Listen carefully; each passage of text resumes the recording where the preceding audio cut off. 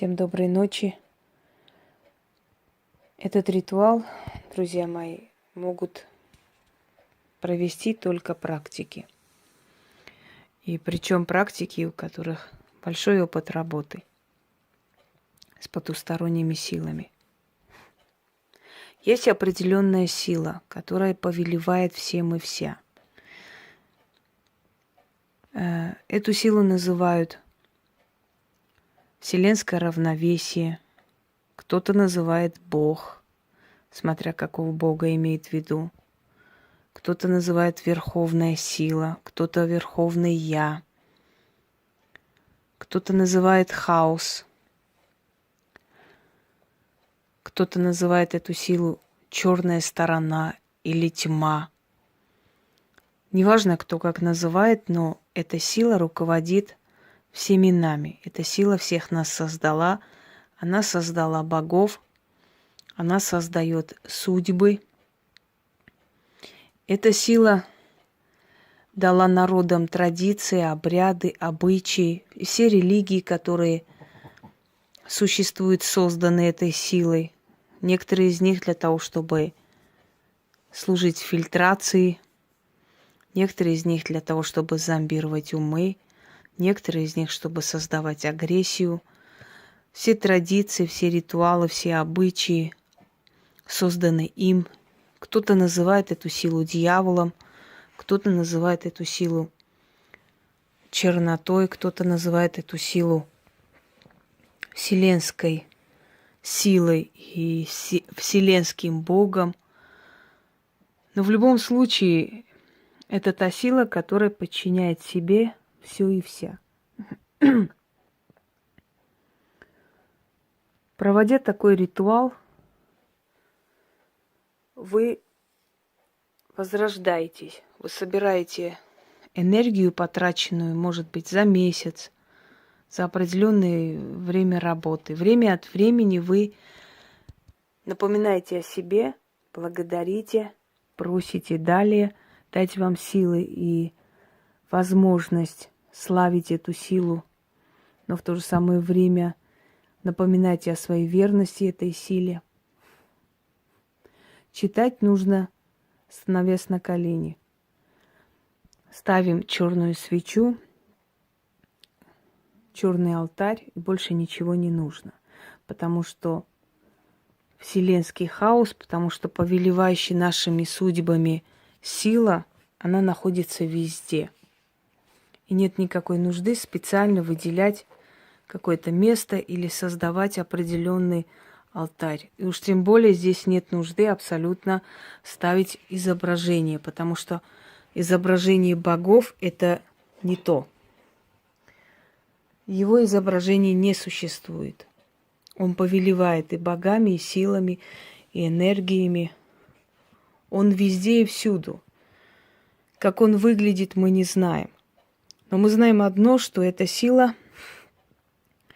прежде всего повелевает магией. Потому что магия – это начало-начал. Это самая первая религия человечества. Я об этом говорила, и очень многие начали повторять за мной. Может, они и правы. Хорошо, что после меня многие поняли и стали более грамотно объяснять своему зрителю. Но в любом случае, пусть еще раз освежает в памяти, что магия есть первая религия человечества. А значит, вселенский хаос или тот самый Бог Верховный вначале повелевает магией. А значит, он отправляет на землю ведьму или колдуна. И обращаясь к нему, напоминая ему об этом и прося его о благословении и помощи, мы себя обновляем вновь. Это как некий ритуал такого же причастия, но немножко более такой иной силы. Разговор с тем повелителем, который повелевает Вселенной. Разговор смиренный, но в то же самое время спокойный.